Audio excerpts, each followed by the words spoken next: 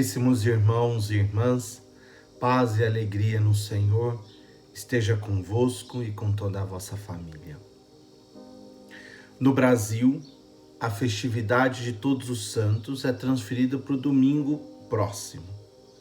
Então, como caiu num dia de semana, na segunda-feira, o próximo domingo se celebra a solenidade de Todos os Santos, que é a liturgia de hoje. Nessa solenidade, a Igreja traz presente a memória de todos os que pautaram a sua vida pelo projeto do Senhor. De todos os que se colocaram com decisão neste caminho.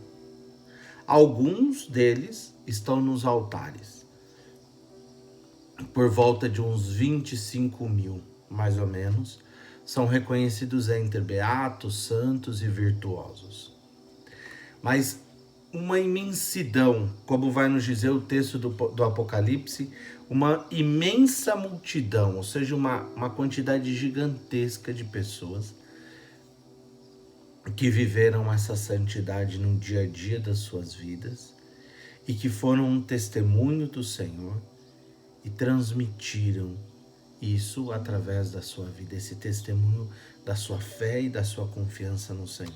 E não estão nos altares das igrejas, mas estão nos altares dos nossos corações e dos corações de tantos irmãos e irmãs que com elas se encontraram. Estes nós celebramos hoje. E também celebramos o nosso chamado à santidade. Por isso eu começo pelo Evangelho de hoje, Mateus, Evangelho de Mateus, capítulo 5, versículos de 1 a 12. O texto das bem-aventuranças, o famoso texto, o famoso sermão que abre o Sermão da Montanha. O Sermão da Montanha se estende pelo capítulo 5, 6 e 7 e começa falando dos bem-aventurados. Quem são os bem-aventurados? Porque talvez lemos o texto, ele é bonito, mas ele fala de outro, né? Ele não fala para mim. Eu só quero ser um cristão, seguir a minha vida em paz, sem preocupação.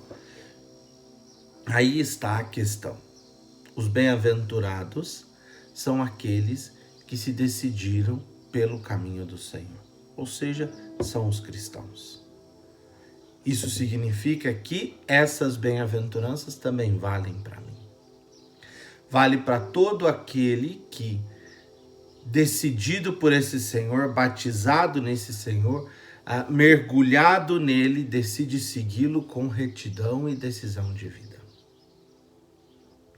Por isso que bem-aventurados são os que se voltam para o Senhor, os que temem o Senhor. Temer não é ter medo, não é tremor. Temer é respeitar com grande apreço, é voltar a sua vida, é colocar-se diante desse Senhor com toda a sua vida.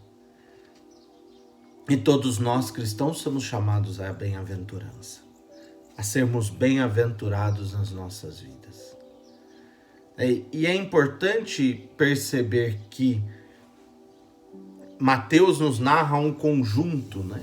Bem-aventurados os pobres em espírito, os aflitos, os mansos, os que têm fome e sede de justiça, os misericordiosos, os puros de coração, os que promovem a paz, os que são perseguidos por causa da justiça, os que são injuriados e perseguidos por causa do nome do Senhor. Significa que eles sofreram isso e por isso vão receber uma recompensa maior? Não.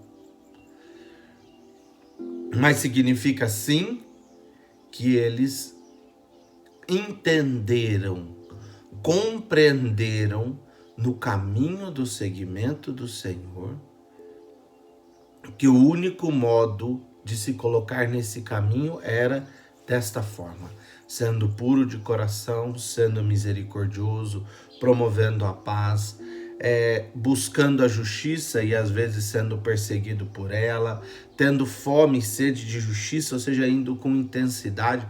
Muitas vezes ligamos essa justiça à questão política ou jurídica e não é bem isso. A justiça é aqui achar qual é a justa medida, qual é o caminho certo, qual é a forma correta.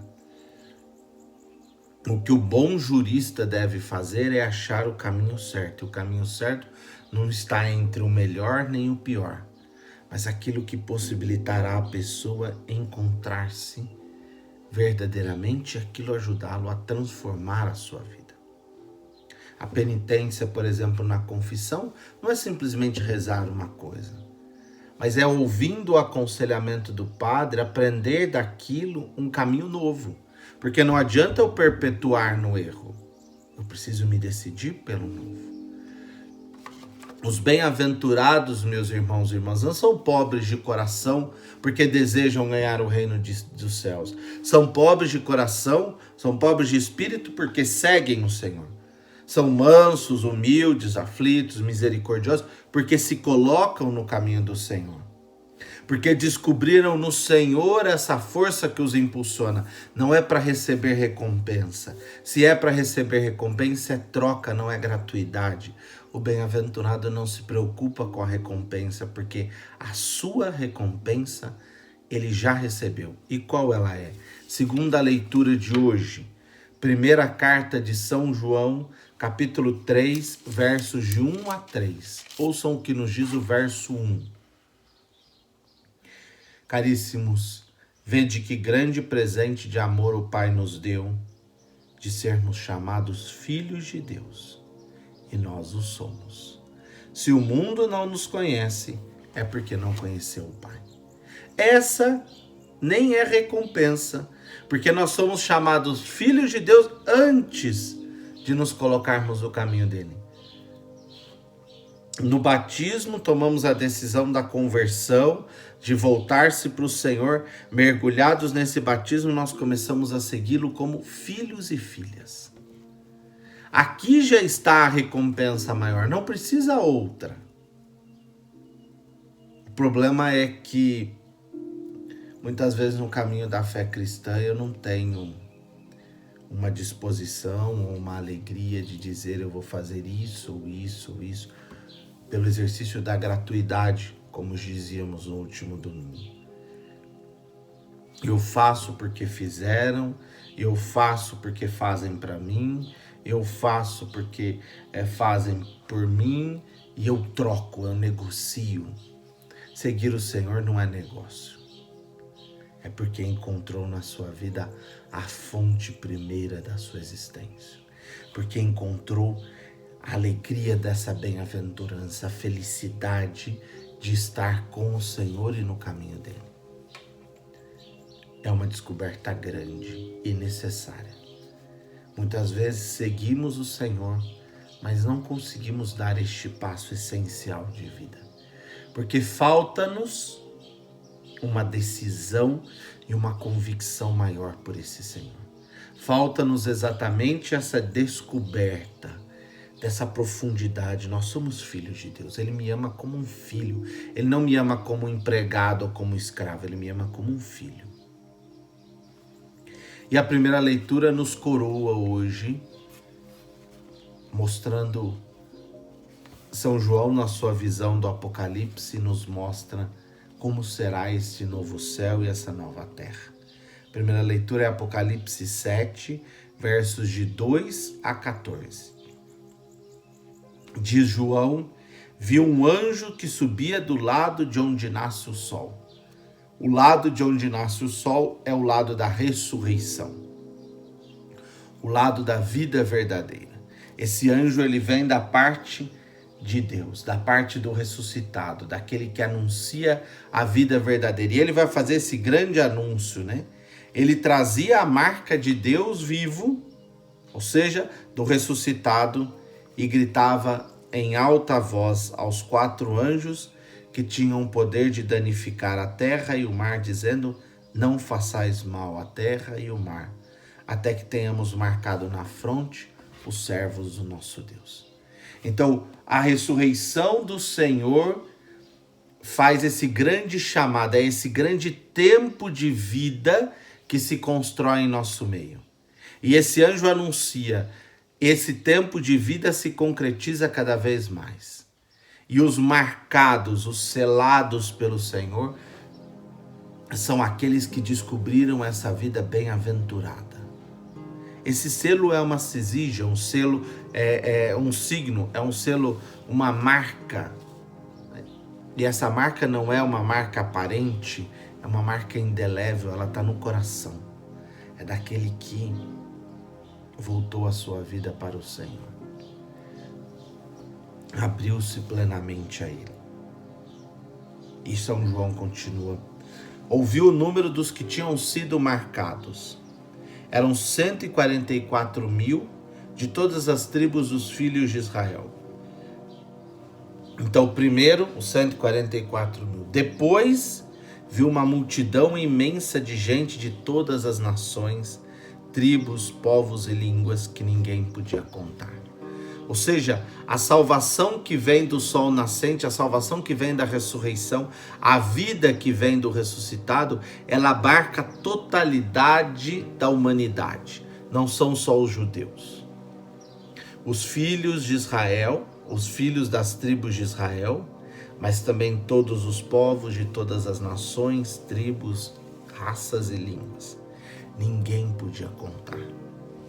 A multidão é tão grande, a multidão é tão decidida e clara, ela é tão unânime nessa vida que vem do Senhor, que é impossível contar a quantidade. Eles estavam de pé diante do trono, ou seja, estavam de pé diante do Senhor, né? De prontidão diante do Cristo. Por que estavam de prontidão? Porque alcançaram a vida verdadeira, porque viram o Senhor, porque contemplaram e buscaram esse Senhor na sua vida toda e agora o veem face a face. Essa é a vida do bem-aventurado. Aquele que nessa vida caminha para buscar esse Senhor e aí o encontra plenamente e proclama: a salvação pertence a Deus e ao Cordeiro. E todos aclamam. E aí um anjo pergunta a João: quem são estes? E João vai dizer: como eu vou saber, meu Senhor? E o ancião lhe diz: estes são os que vieram da grande tribulação. Lavaram e alvejaram suas vestes no sangue do Cordeiro. Ou seja, meus irmãos e irmãs, estes são aqueles que na sua vida buscaram viver as bem-aventuranças. Buscaram seguir o Senhor com retidão de vida, com comprometimento de vida, com clareza. Buscaram se voltar a este Senhor com toda a sua vida. Que possamos pedir, meus irmãos e irmãs, a este Deus, que possamos pertencer, que Ele nos conceda a graça de pertencer a esta geração que procura o Senhor. Que Ele sempre aqueça os nossos corações nessa direção. E que tenhamos coragem, não medo, não preguiça, mas que tenhamos a coragem de buscar a vida verdadeira que vem no Senhor, que vem desse Deus. É assim, meus irmãos e irmãs, a geração dos que procuram o Senhor, daqueles que voltam ao Senhor a sua face. Deus te abençoe e te guarde. Um bom domingo, em nome do Pai, do Filho e do Espírito Santo. Amém.